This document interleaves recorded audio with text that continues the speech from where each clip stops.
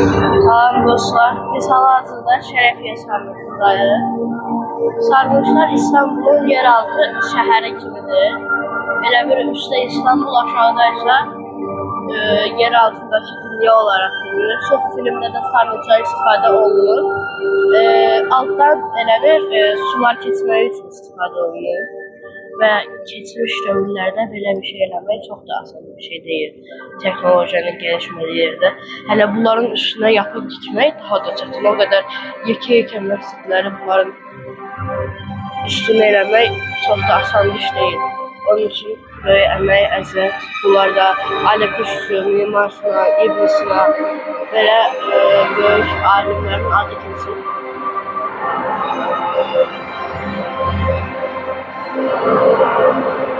Əvvəllər su üçün istifadə olunması, keçidləri üçün istifadə olmayı artıq arzu olmadığı üçün turistik bir yer olaraq istifadə olunur. Sarılar belədir.